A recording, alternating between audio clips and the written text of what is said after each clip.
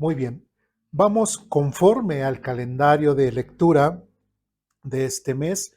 Vamos a la segunda epístola a los Corintios, capítulo 1. Segunda a los Corintios, capítulo 1.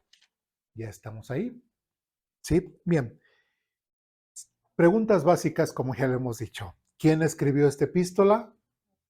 El apóstol Pablo. ¿A quién va dirigida? A los Corintios. Muy bien, ahorita vamos a ir viendo más detalles. Bien, y es la segunda epístola después de una primera. Si recuerdan que también tenemos primera a los Corintios, ahora tenemos segunda a los Corintios. Entonces, prácticamente esta iglesia era pues conocida, ya tenía cierto trato con el apóstol Pablo, cierto trato con ellos, entonces sí había cierta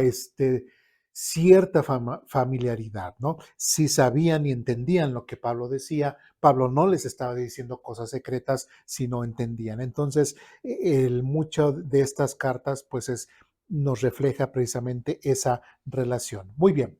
Segunda a los Corintios capítulo 1 dice lo siguiente: yo Pablo, nos dice el escritor, dice, elegido por la voluntad de Dios para ser un apóstol de Cristo Jesús. Y qué interesante que Pablo está resaltando, se está presentando, ¿sí? Está dando sus credenciales. Y algo que él está resaltando aquí es elegido por la voluntad de Dios para ser un apóstol de Cristo Jesús. Si nosotros recordamos parte de la vida del apóstol Pablo, ¿qué podríamos recordar? Antes, ¿cómo se llamaba Pablo?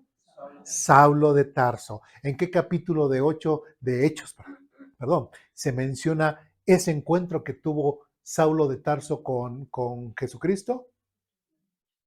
Hechos capítulo 9, muy bien. Entonces, en Hechos capítulo 9 menciona cómo él iba precisamente a pedir cartas a los sumos sacerdotes para ir a Damasco, ¿no? Para ir precisamente a seguir persiguiendo a la iglesia. Y más adelante vemos cómo en ese capítulo no vamos a ir, pero sí sabemos, lo recordamos, sí sabemos cómo el mismo Dios, el mismo Señor Jesucristo dijo, instrumento elegido me es este. Entonces, prácticamente, si nosotros también recordamos en el caso de los apóstoles, en Mateo capítulo 13, 12 me parece, ¿quién escogió a sus apóstoles? Jesucristo.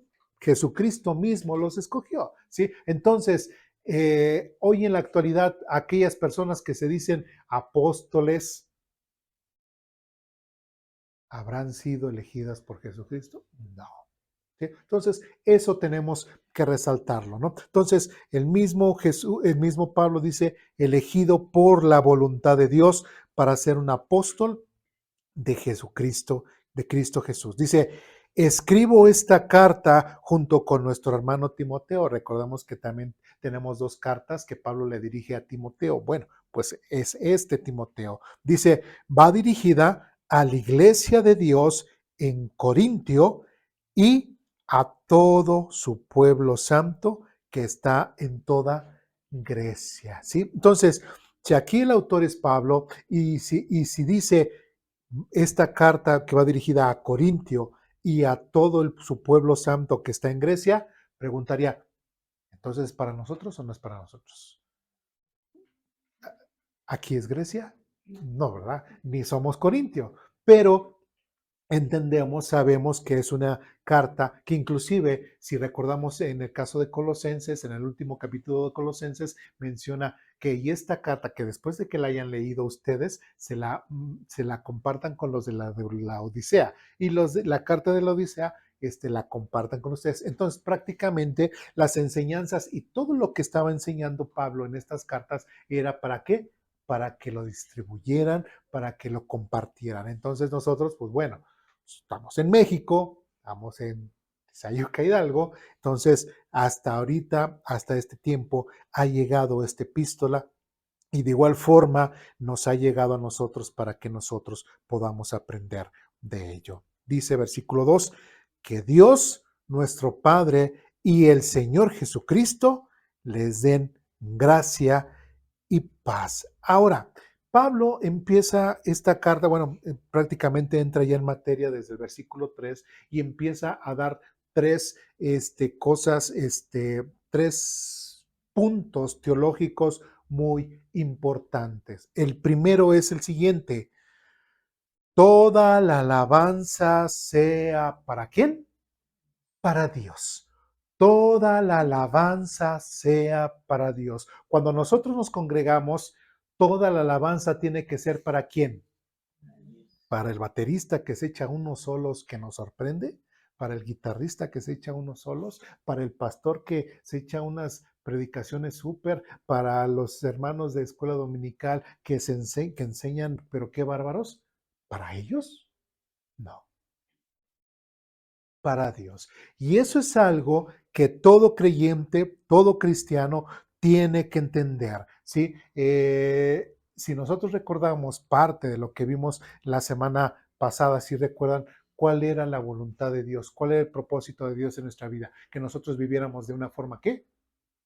Santa, santa, ¿sí? Y con base a eso, es lógico que nosotros tenemos que tener un agradecimiento con Dios. Por eso, toda la alabanza no es ni para el pastor, ni para los músicos, ni para los hermanos que enseñan, ni para las hermanas que enseñan, ni absolutamente para nadie más que solamente para Dios. Ahora, nosotros ya hemos recibido la salvación, hemos recibido su perdón, pero también sabemos de Dios que el Dios vivo, el verdadero, el Dios de la Biblia, el Dios creador nos hizo. Y por consiguiente, inclusive, ¿quién no le da gracias a Dios hasta por la sola presencia? ¿Sí? Por la sola, el solo que me dio mi ser. ¿Sí? O sea, si Dios no me hubiese creado, no sería pues nada, no sería nada. Sí, pero Dios me creó, Dios me permitió ser, tener una personalidad, tener una familia, tener venir de una familia, etcétera, etcétera. Entonces, todo, absolutamente todo lo que nosotros podríamos expresar a nuestro Dios sería siempre gracias y con base a ese gracias, alabarle solo a Él. Nunca jamás, nunca jamás en una iglesia estaremos para alabar a los hombres. Siempre la alabanza tiene que ser ¿para quién? Para Dios. Siempre. Sí. Algo que también dice, segundo punto teológico que dice Pablo es: toda la alabanza sea para Dios.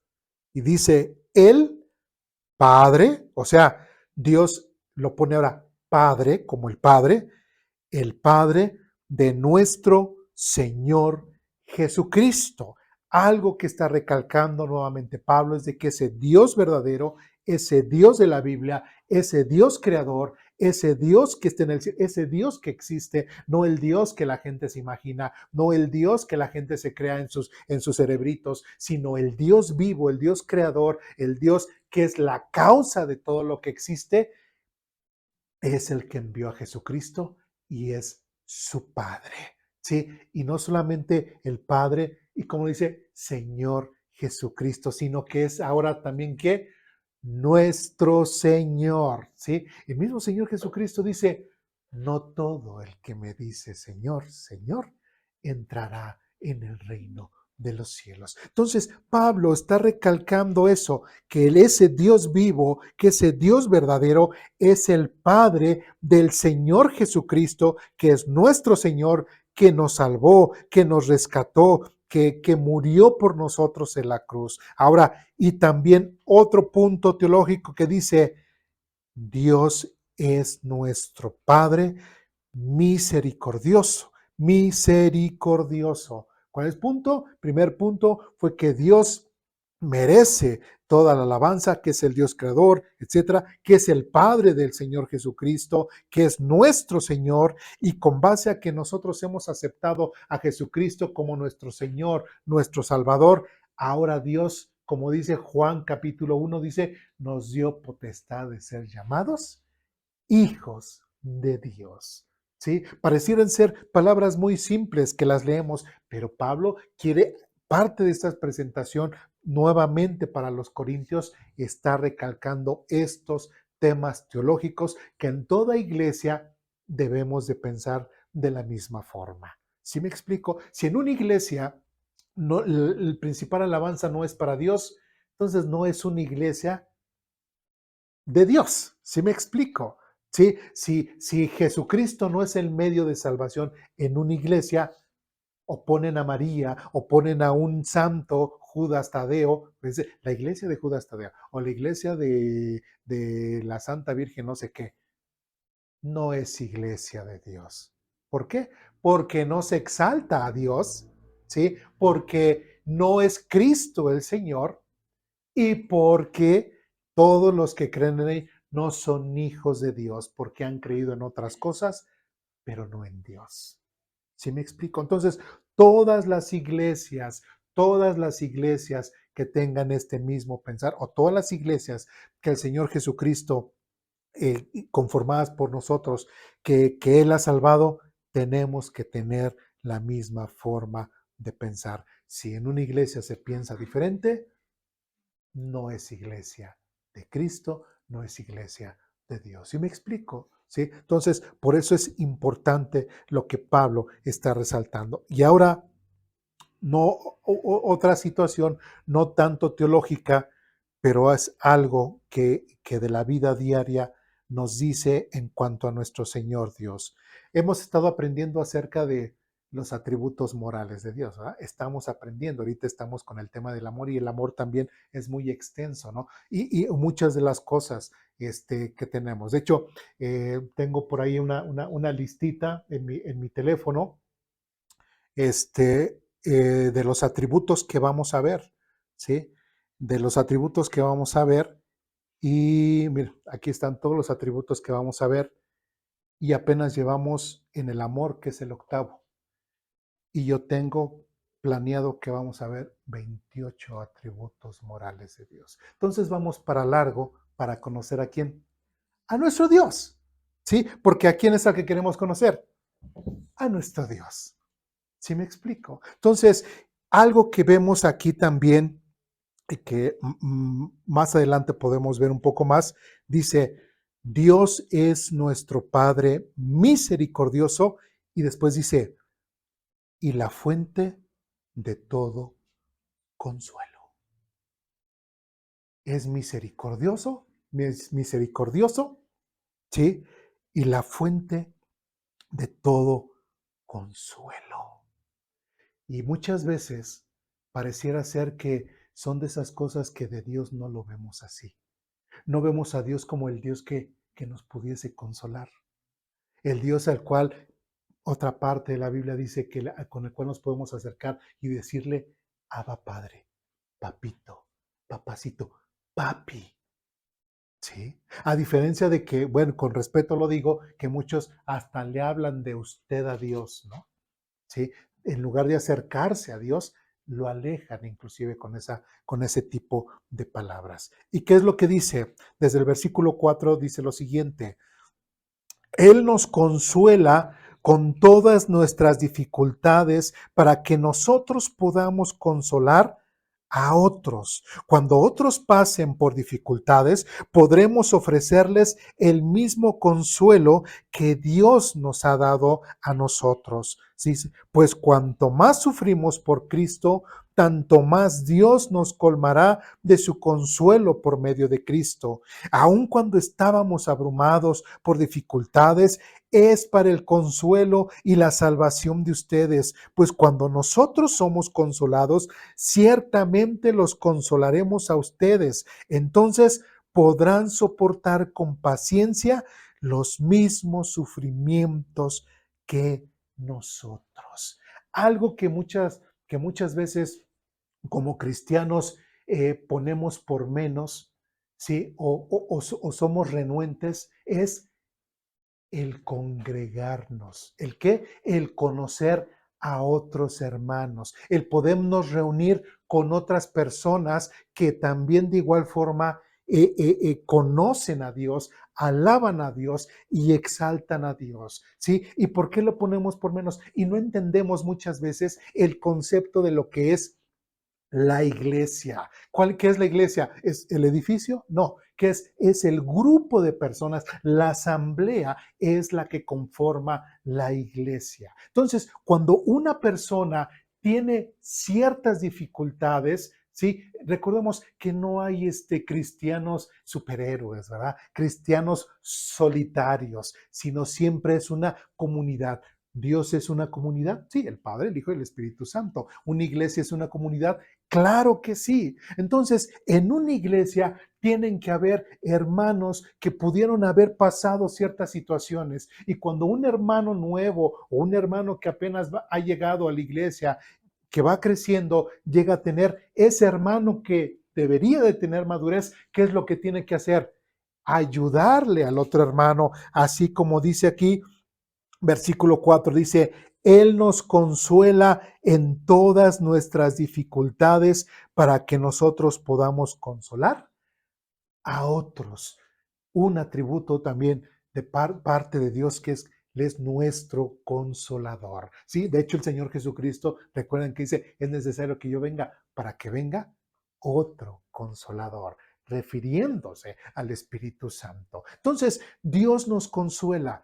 ¿Qué tenemos que entender? Que si tenemos dificultades, le pedimos a Dios y Dios nos consuela. Que si decimos, es que ya no puedo más, Señor, es que me siento muy buscar a Dios y Dios nos consuela. ¿Sí? Dios no es, y otra vez lo repito, Dios quiere que nos acerquemos a Él verdaderamente, seamos honestos, que nos creamos que realmente somos hijos de Dios y como hijos de Dios nos acercamos a Él plenamente como lo que somos. ¿Sí? A veces nosotros, igual, yo me acuerdo de mis hijos de chiquitos, bueno, también todavía, ¿verdad? Y que se acercaban a mí, papi, papi, que llegaba yo del trabajar y te abrazaban y todo. Eso es muy agradable para cualquier padre o cualquier madre. ¿Sí? Que los hijos lleguen con ganas de, ay, y nunca, y ahí está el niño, ¿no? Y nada más se le pierde tantito a la mamá o el tantito, y, mami, ¿dónde estás? Papá, ¿dónde estás? Y lo andan buscando. ¿Y por qué no podemos hacer eso espiritualmente con nuestro Padre espiritual que nos consuela? ¿Por qué no? O sea, realmente es la invitación que Dios nos está haciendo, que toda esa figura que como humanamente nosotros tenemos, también lo hagamos con Él. Que si nos hemos caído cuando hemos corrido, así como un niño corre y a veces se cae y se espera que, a ver, el papá lo levante o lo consuele, así debería de ser.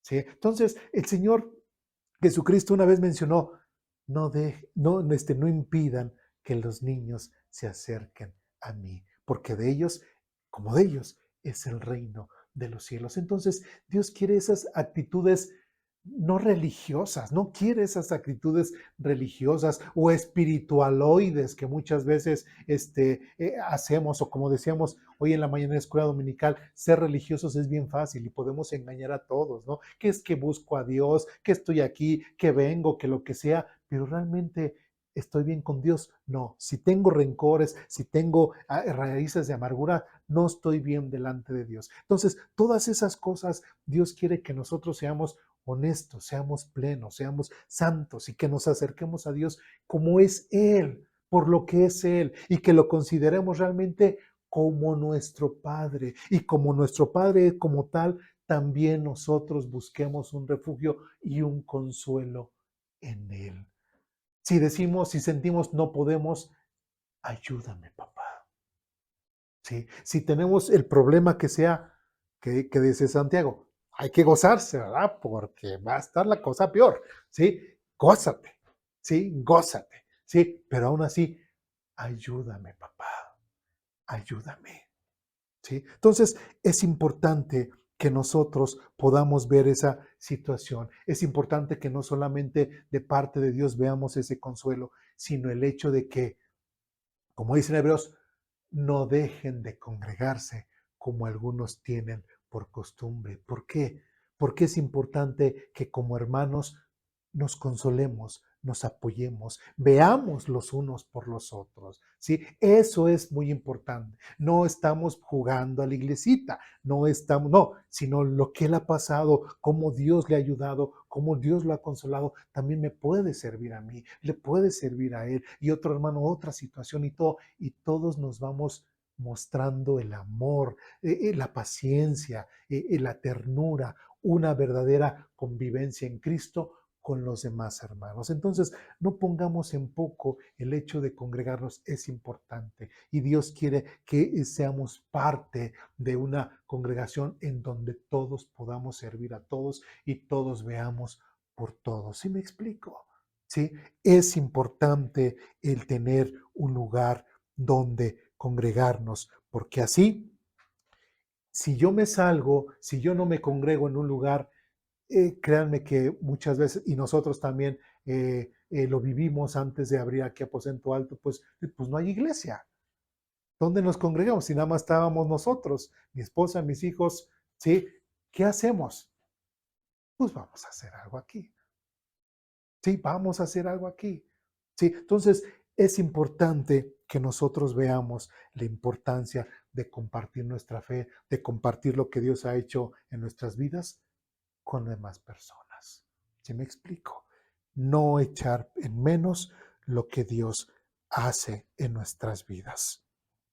Bien, versículo 7 en adelante dice lo siguiente: tenemos la plena confianza de que al participar ustedes de nuestros sufrimientos, también tendrán parte del consuelo de Dios, que Dios nos da.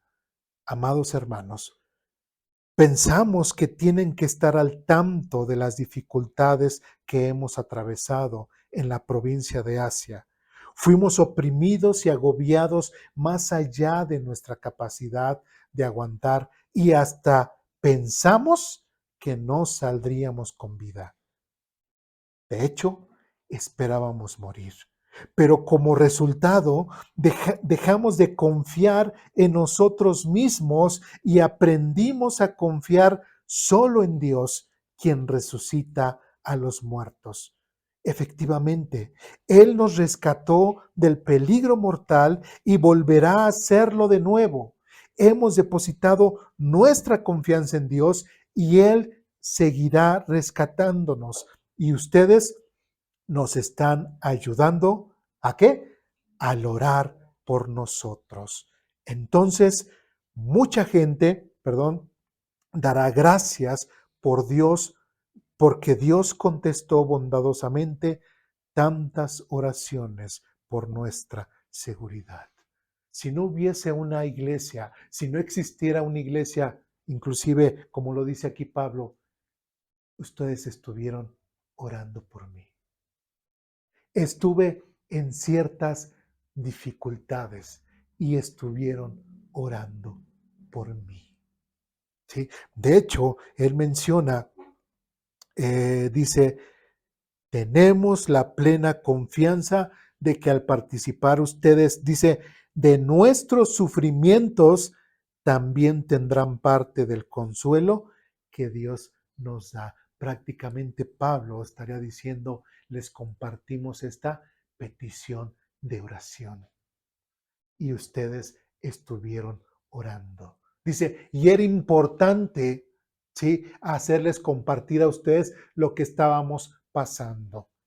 ¿Sí me explico? Es importante, ¿sí? Entonces, que no dejemos, no echemos en saco roto lo que es la importancia de la iglesia, lo que es la importancia del congregarnos, porque a través de las oraciones podemos ver los unos por los otros, recordándonos a través de la oración, recordándonos las aflicciones. Ya vimos que Dios nos consuela, ya vimos que Dios nos consuela para que también nosotros consolemos a otros, pero también a través de conocernos, compartimos peticiones de oración los unos por los otros. Sí, a lo mejor no siempre le decimos al pastor, a lo mejor no siempre compartimos nuestra petición, sí, a lo mejor con un hermano que podamos ver que es maduro, que es consagrado, que busca a Dios, hermano, pues aquí me dio pena compartirlo y todo, le pido que me ayude con esta situación que estoy viviendo. Sí, ayúdeme en oración. Sí, pero si no nos congregamos, si no estamos los unos con los otros, nos sentiríamos solos, nos sentiríamos pues desamparados, por decirlo de cierta forma. ¿Sí? Por ejemplo, los hermanos Calderón, que lamentablemente no han venido y sabemos la situación. ¿Sí? Es importante, ellos nos comparten la situación que está pasando con su abuela, ¿no? Que de la hermana Ruth. Entonces, es importante que nos tengan al tanto, seguimos orando por ellos. Sí, seguimos orando por su abuela. Sabemos que no es fácil estar al pendiente de una persona enferma. Sabemos lo cansada que puede estar la hermana, el hermano también, en no estar en su casa, ¿sí? Entonces, todo eso, seguir orando por ellos y estar al tanto por ellos, ¿sí? Es importante que estemos al pendiente de los unos por los otros. Algo que también dice Pablo, que acabamos de leer, dice, fuimos oprimidos, perdón, y agobiados más allá de nuestra capacidad de aguantar y hasta pensamos que no saldríamos con vida. ¿Y cómo? ¿Cómo que el gran apóstol Pablo, el gran apóstol de los gentiles, llegó a tener esa emoción? Esa sensación de desesperanza, de decir, yo creo que aquí ya es la última. Yo creo que ya no salgo de esta situación. Yo creo que aquí ya. Pero ¿qué pasó con Pablo? Dice, y hasta pensamos que no saldríamos con vida. Dice 9. De hecho, esperábamos morir. Pablo ya estaba prácticamente diciendo, ya, hasta aquí llegué, hasta aquí llegué. Y dice, pero como resultado, dejamos de confiar en nosotros mismos. ¿Y qué aprendió Pablo en esa dificultad? ¿Qué aprendió? ¿Sí? ¿Qué dice Santiago? Cuando se hallen en diversas pruebas, gócense. ¿Y Pablo qué estaba viviendo? ¿Pruebas difíciles? Sí, pensaba que hasta allá se iba a morir. Pablo lo está expresando así. Dice, pero como resultado, dejamos de confiar en nosotros mismos y aprendimos a confiar solo en Dios. Porque lamentablemente, aún dentro de las cosas cristianas, aún dentro de lo que es nuestra vida diaria, muchas veces seguimos confiando en nosotros mismos. Sí, yo pude hacer esto, porque, y hasta podemos decir, sí, Dios me ayudó, pero realmente estoy confiando más en lo que yo hice, en mi esfuerzo, que en lo que Dios realmente hizo. Y recordemos que es lo que en esta misma carta dice Dios a Pablo, cuando dice, te he rogado 3 veces que me quites este yugo, este aguijón.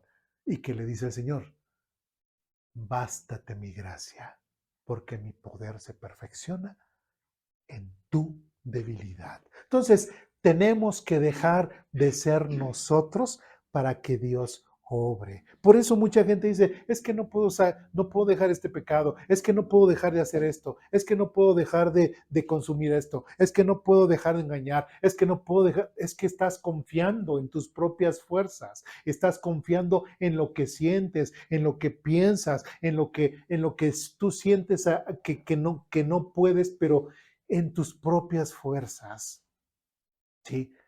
Pero cuando, y el mismo Pablo hasta aquí, segunda a los Corintios, está diciendo, y aprendimos a, qué estamos viendo de Pablo? Que en el momento en que ya se hizo cristiano, Pablo ya lo sabía todo, Pablo ya sabía todo de Dios, Pablo ya no necesitaba aprender nada, no, Pablo seguía aprendiendo, Pablo seguía viendo las revelaciones de Dios en su vida, en el sentido, no tanto así visiones, no, sino lo que Dios le iba revelando conforme a las situaciones que él iba viviendo y cómo Dios lo iba moviendo. De hecho, ¿cuántas veces Pablo menciona que yo quería ir a cierto lugar, pero el Espíritu Santo me lo impidió?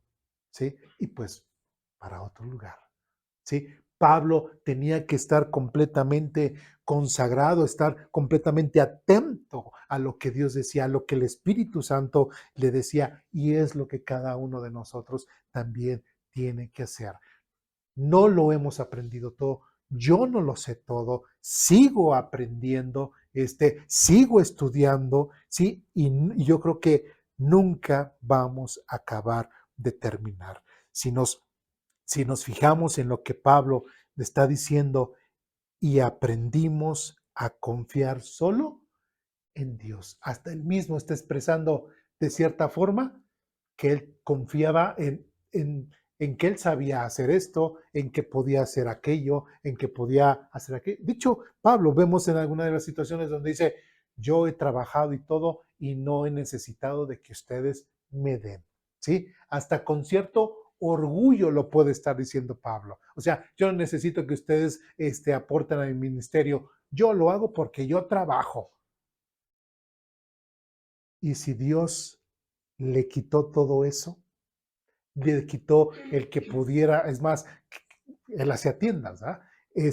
Que no pudiera encontrar su materia prima, que no hubiese clientes, ¿qué iba a pasar con Pablo? Ya no iba a poder confiar en sí mismo. Tenía que aprender a confiar solo en Dios. Y su manutención ser solamente en Dios. ¿Sí me explico? Y en muchas otras cosas. Entonces, Pablo dice, dejemos de confiar en nosotros mismos y aprendimos a confiar solo en Dios. Y otra vez, cuando dice, ¿quién en Dios? Dice, aprendió a confiar en Dios, quien resucita a los muertos. Cuando dice que resucita a los muertos, está hablando de ese Dios todopoderoso. ¿Quién resucitó al Señor Jesucristo? Por eso lo menciona.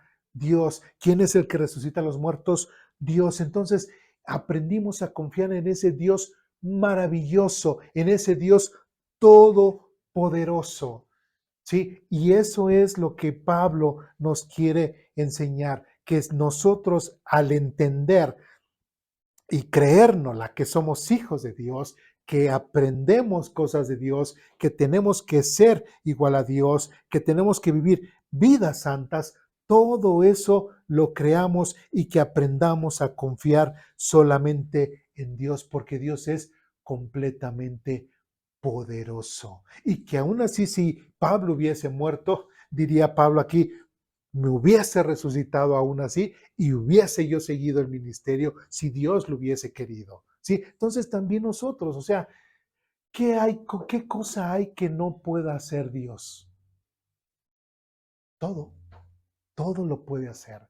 ¿Y por qué nosotros nos limitamos? ¿Por qué decimos, es que no puedo, es que me es muy difícil, es que me es, por ejemplo, hoy en la mañana veíamos el tema del no guardar el rencor, es que no puedo dejar de guardar rencor? Pues entonces ten cuidado porque a lo mejor Cristo no está en tu vida, el Espíritu Santo no está en tu vida, por eso no puedes, ¿sí? Pero si tuvieras a Dios en tu vida, sí podrías, porque tienes al Dios todopoderoso, al Dios que resucita a los muertos. ¿Me explico? Entonces, es importante que aprendamos a confiar plenamente en Dios y dejemos de confiar en nuestras fuerzas. Y como dice al final, versículo 11, y ustedes nos están ayudando al orar por nosotros.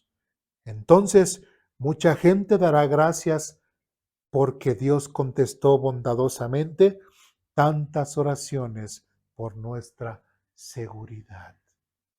¿Es importante orar los unos por los otros? Sí. Es importante conocer a otras personas que también alaban y exaltan a Dios, que creen en Jesucristo como medio de salvación. Sí. Es importante convivir con ellos. Sí. Es importante que otras personas también me sigan enseñando de Dios. Sí. ¿Es importante congregarme? Sí. Es importante. Somos un cuerpo, somos iglesia, somos parte de la familia de Dios. Imagínense, diríamos, quienes tenemos más de un hijo, siempre queremos que nuestros hijos se lleven bien, ¿verdad?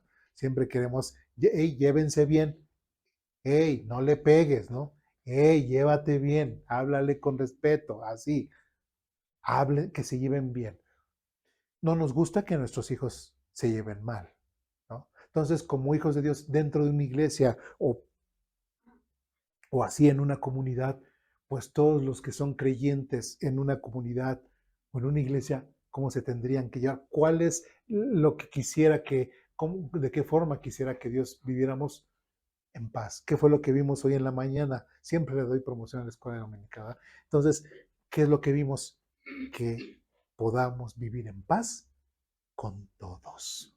Entonces, es importante que nosotros nos sintamos parte de una iglesia, es importante que nosotros nos sintamos cobijados y que sabemos que hay personas que están orando por nosotros, que sabemos que hay personas que están al pendiente de nosotros, que sepamos que hay personas que si yo sé que puedo necesitar cierto algo, alguien me va a ayudar, me va a consolar porque ya también fue consolado por Dios. ¿Sí me explico? Entonces es importante, no echemos en saco roto el hecho de congregarnos, porque es importante congregarnos. Y por último, versículo 12 en adelante dice lo siguiente: podemos decir con confianza y con una conciencia limpia que en todos nuestros asuntos hemos vivido en santidad y con una sinceridad dadas por Dios. Hemos dependido de la gracia de Dios y no de nuestra propia sabiduría humana.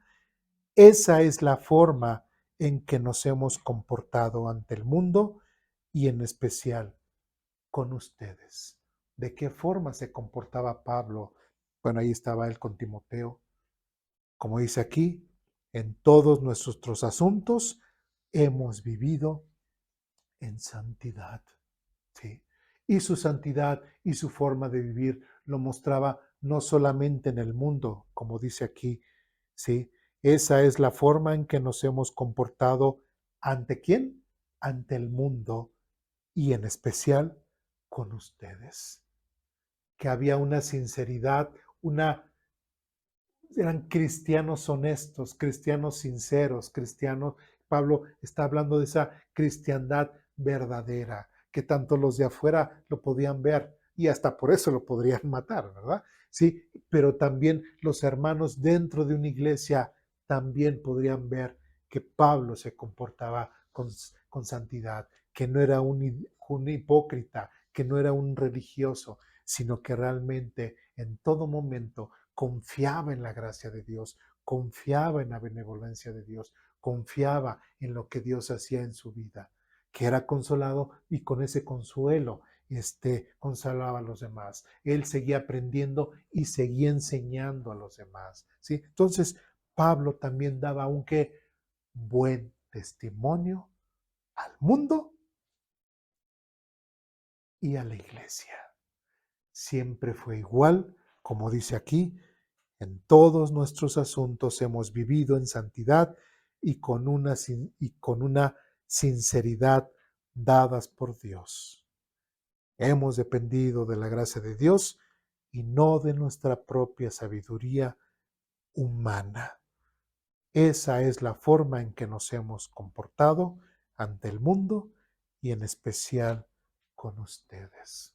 ¿Sí? Y repito, es importante la iglesia, es importante vivir en santidad, es importante conocernos, seguir conociendo gente que venga y que realmente quiera estar con nosotros para seguir alabando y exaltando el nombre de nuestro Dios. Que seamos realmente una iglesia donde el amor de Dios depositado en la vida de cada uno de nosotros sea expresado en los demás y que ellos también vean ese amor depositado, que no seamos rencorosos ni que andamos, como hemos dicho en otras ocasiones, haciendo grupitos dentro de las iglesias, siendo clasistas. Muchas veces no.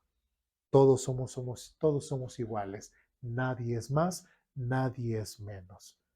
¿Sí? Entonces es importante ver esa situación y aún así, desde un tiempo para acá, Hemos visto cómo la Biblia, como hijos de Dios, nos insta a que en todo tiempo vivamos en santidad. ¿Dudas, preguntas, comentarios, reclamaciones? ¿No? Bien, pues vamos a orar para terminar.